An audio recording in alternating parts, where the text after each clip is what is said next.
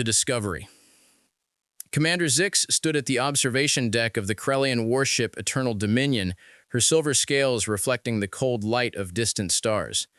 She was a decorated officer of the Krellian Empire, a species known across the galaxy for their military precision and ruthless expansion. For 20 cycles, she had served the Empire faithfully, conquering 7 worlds and bringing countless systems under Krellian control. But glory shared among millions was not enough for her. She wanted something more, something that would etch her name into history forever. The archive chamber on the Krellian homeworld had been her secret obsession for months. While other commanders spent their leave time in celebration halls or training facilities, Zix buried herself in ancient databases. The Krellian Empire was old, but the galaxy was far older. Long before her people had learned to build starships, other civilizations had risen and fallen. Their records remained scattered across forgotten data vaults, waiting for someone curious enough to find them. It was during one of these late-night research sessions that Zix found something extraordinary. Deep within a corrupted file from a defunct trading consortium, she discovered coordinates labeled with a single word and an ancient dialect. The translation program struggled with the language, taking several minutes to process. When the result appeared on her screen, Zix felt her heart skip a beat. Earth, the legendary homeworld of humanity. Every spacefaring species had heard whispers of the humans. They were spoken of in the same breath as the Forerunners and the Architects, mysterious precursor races that had supposedly shaped the galaxy long ago. According to legend, humans had possessed technology that bordered on magic. They had built artificial worlds, tamed black holes for energy, and created synthetic minds that could think faster than any organic brain. Some stories claimed humans had even found ways to manipulate time itself. But then, approximately 5,000 years ago, humanity had vanished. Their signals stopped broadcasting. Their ships ceased traveling between stars. Their colonies went silent one by one until nothing remained but empty stations and abandoned cities. The galaxy had moved on, and humanity became a myth, a cautionary tale told to young species about the dangers of advancing too quickly. Zix had always dismissed these stories as exaggerations. Surely no single species could have been as advanced as the legends claimed, but now she held coordinates to their homeworld. If Earth truly existed, if humans had left anything behind, the technological treasures waiting there could make her the most powerful individual in the galaxy. She could return to the Empire not as a mere commander, but as the one who had rediscovered humanity's secrets. The problem was authorization. Taking an Imperial warship on an unauthorized expedition into unknown space was a crime punishable by execution. But Zix had spent years cultivating loyalty among her crew. They trusted her judgment more than they feared Imperial law. She called her senior officers to a private meeting and presented her discovery. The debate lasted for hours, but eventually ambition won over caution. They would make the journey in secret, claim Earth, and return as heroes. The voyage took 18 days through largely unexplored regions of space. This sector of the galaxy had been marked as empty on most navigation charts, containing nothing but old stars and lifeless rocks. It was the perfect place to hide something valuable. As they traveled deeper into the unknown, Zix reviewed everything she had learned about humanity. The fragments of information were frustratingly incomplete. Some records described humans as peaceful explorers, others painted them as fierce warriors. A few sources suggested they had been both, depending on the circumstances. What troubled Zix most was the question of why humanity had disappeared. The common theory was self-destruction through war or environmental collapse. But another possibility haunted her thoughts. What if humans had chosen to vanish? What if they had deliberately erased their presence from the galaxy for reasons no one understood? And if that were true, what did it mean that their homeworld still existed? When the Eternal Dominion finally arrived at the coordinates, Zix's tactical officer called her to the bridge with unusual urgency in his voice. She hurried from her quarters to find her entire command crew staring at the main view screen in silence. There, hanging in the darkness of space, was a world of impossible beauty. Blues and greens swirled beneath white clouds. Vast oceans caught the light of a yellow star. Mountain ranges cast shadows across continents. It was a living planet, vibrant and thriving. Zix ordered immediate scans. The sensor operator worked quickly, her forehands dancing across multiple control panels simultaneously. The results appeared on secondary screens throughout the bridge. The planet was teeming with life. Billions of electromagnetic signals suggested a global civilization. Cities sprawled across every continent. Infrastructure networks connected population centers. Artificial satellites orbited in the hundreds. But something was wrong. The technology readings made no sense. The civilization below appeared to be pre-spaceflight, perhaps early digital age at most. Their satellites were primitive communication devices, not military platforms. Their power generation relied on chemical fuels and basic atomic fission. Their ships traveled only on water and through atmosphere. This could not be the homeworld of the legendary humans. The people down there were barely more advanced than species still discovering metallurgy. Zix's science officer voiced what everyone was thinking. "Commander, if these are truly humans, they have regressed significantly. Based on these readings, they could not possibly pose any threat to us. They might not even understand that other species exist." Zix nodded slowly, her mind racing through possibilities. Perhaps the legends had been wrong all along. Perhaps humans had never been as advanced as the stories claimed. Or perhaps something had happened to them, some catastrophe that had knocked them back to a primitive state. Either way, the planet below was defenseless and ripe for conquest. She gave the order to prepare landing forces. They would take the planet quickly and cleanly, minimizing damage to infrastructure and population centers. Prisoners could be questioned about any remaining technology or historical records. If humanity truly had once been great, there might still be archives or artifacts hidden somewhere on the surface. And even if there were not, claiming an entire living world would still bring Zix considerable status within the Empire. The crew moved with practiced efficiency. Soldiers checked their weapons and armor. Transport ships were loaded with supplies. Battle plans were drawn for simultaneous strikes on major population centers. Zix watched the preparations with satisfaction. In a few hours, Earth would belong to the Krellian Empire, and she would be the one who had delivered it. But then, the communications officer received something unexpected. "Commander, we are detecting a transmission. It is not coming from the planet. The source appears to be somewhere in the outer system, beyond the orbit of the furthest planet." Zix frowned. "Show me." The message appeared on the main screen. It was composed of mathematical sequences and simple pictograms, the universal language that any technological civilization should be able to interpret. The translation was clear and direct. "Unknown vessels. You have entered a protected system. Turn your ships around and leave immediately. This is your only warning. No further communications will be given. Depart now or face consequences." The bridge fell silent. Zix stared at the message, her mind working through the implications. Someone or something was watching them, but their scans had detected no defense platforms, no military stations, nothing but a few primitive satellites around Earth itself. Her tactical officer ran deep scans of the outer system. "Commander, I am detecting a faint energy signature near the 8th planet. It is extremely weak, barely above background radiation. If I had to guess, I would say it is an old automated beacon, probably left over from whenever humans were last spacefaring. It has likely been broadcasting that warning for thousands of years with no one to maintain it."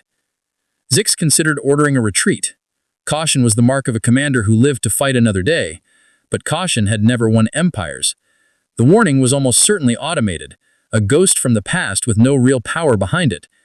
Even if some ancient defense system still functioned, it would be thousands of years out of date, no match for modern Krellian military technology. She made her decision. Ignore the message. It is just an old recording. Continue with the invasion as planned. All ships proceed to attack positions. The fleet moved forward, descending toward the beautiful blue world. Zix allowed herself a moment of triumph. Soon she would walk on Earth as its conqueror.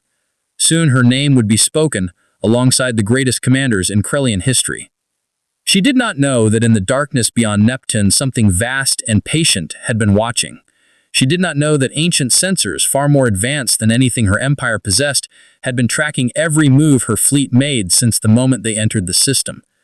She did not know that the warning she had dismissed was not a recording, but a final chance at peace, issued by an intelligence that had been waiting 5,000 years for this exact moment.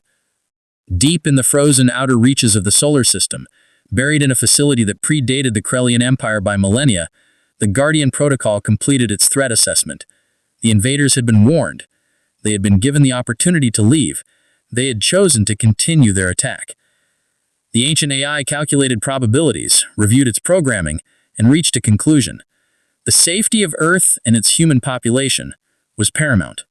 All other considerations were secondary. The Guardian began to wake from its long sleep, and the invasion fleet had no idea what was about to happen to them. The Awakening. The Guardian had been waiting in the darkness for 5,000 years. It hung in the void beyond Neptune's orbit, a massive structure that would dwarf any city on Earth. Its hull was composed of materials that did not exist in nature, forged in the heart of dying stars and assembled by human hands at the peak of their technological achievement. To any casual observer, it looked like nothing more than an unusually large asteroid, just another piece of frozen rock drifting through the endless night. But that was intentional. The Guardian had been designed to hide, to watch, and to protect. The artificial intelligence that controlled the station had once been human, not entirely, but enough.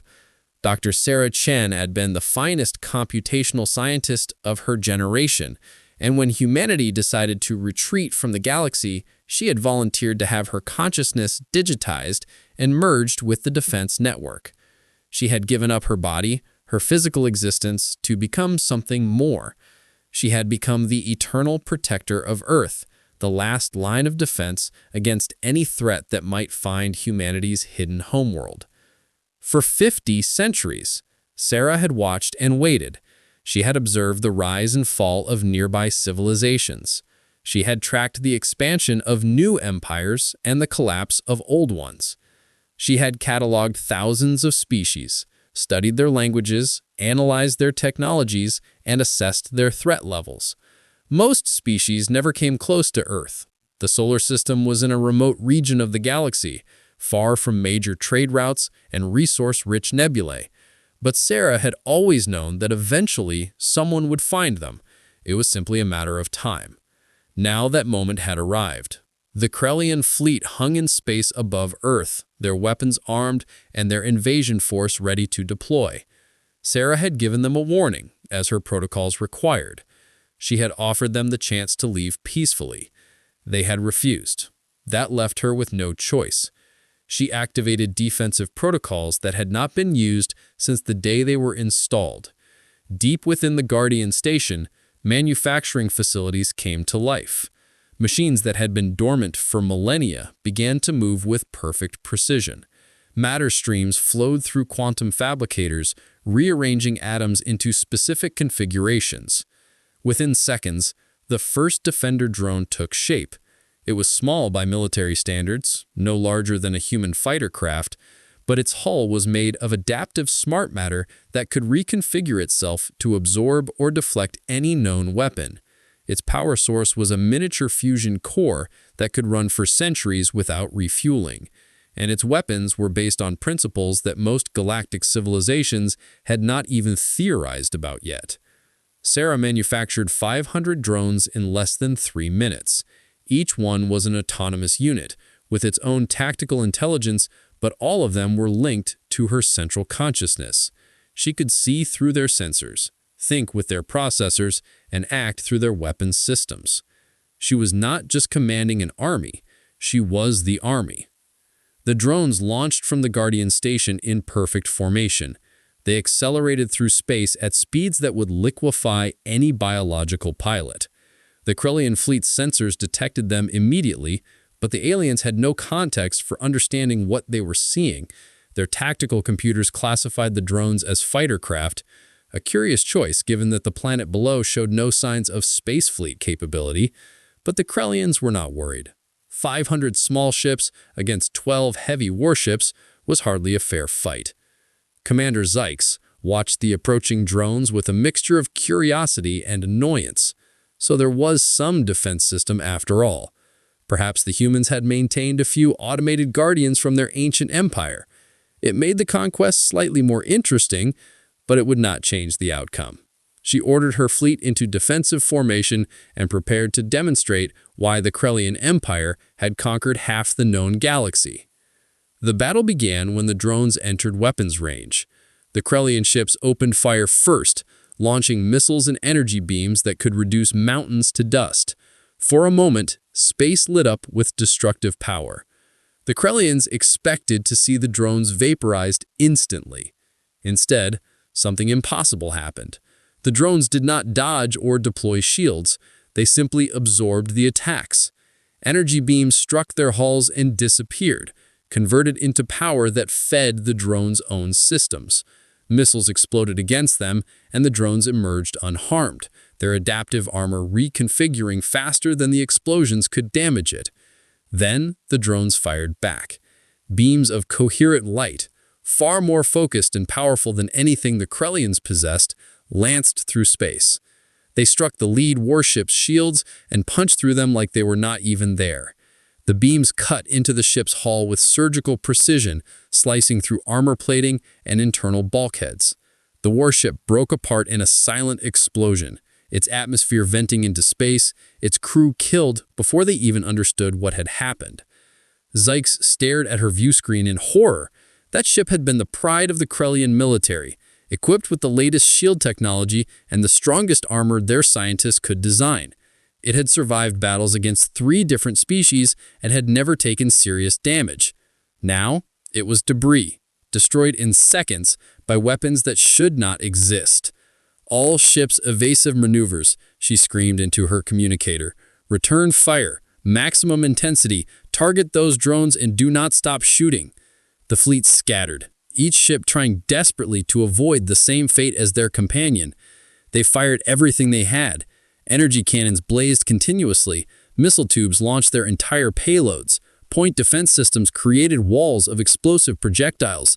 The amount of destructive force they unleashed could have sterilized a planet's surface. It didn't matter. The drones moved through the barrage like dancers, their movements impossibly precise and coordinated. They spun and weaved between incoming fire, their predictive algorithms calculating trajectories faster than the Krellian targeting computers could adjust.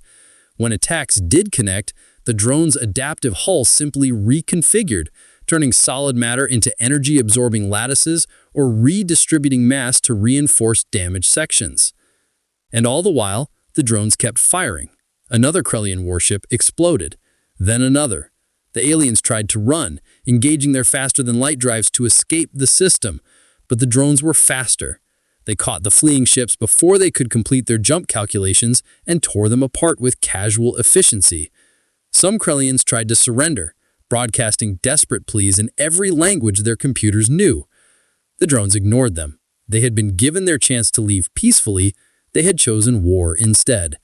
Sarah watched the battle through 500 pairs of sensors. She felt no joy in the destruction, no satisfaction in the kill. She had been human once, and some part of her still remembered what it meant to value life. But she had also been programmed with an absolute directive to protect Earth and its people. These aliens had come to conquer and enslave. They had threatened billions of innocent humans who didn't even know the danger they were in. Sarah's choice was not between good and evil. It was between humanity's survival and allowing invaders to succeed. The battle lasted 17 minutes from first shot to final kill. When it was over, 11 Krellian warships were nothing more than expanding clouds of debris. Only Commander Zykes' flagship remained intact, and that was purely because Sarah had spared it. The drones surrounded the Eternal Dominion, their weapons locked onto every critical system. Sarah could have destroyed the ship instantly, but she had a different purpose in mind. She opened a communication channel to the Krellian bridge. The message she sent was in perfect Krellian language, flawless in grammar and pronunciation. "Commander Zykes, you have attacked a protected world and paid the price for that aggression. I am sparing your ship for one reason only. You will return to your empire and deliver a message. Tell your leaders what happened here.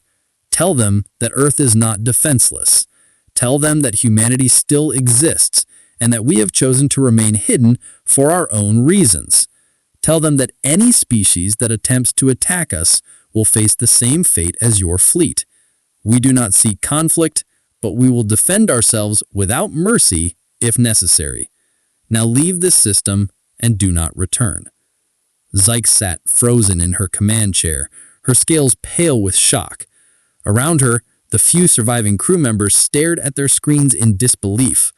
The voice that had spoken to them was calm and measured, almost gentle. But the power behind it was terrifying. Whoever or whatever controlled those drones could have killed them all instantly. Instead, it had chosen to send a message. Zykes understood immediately that this was not mercy. It was strategy.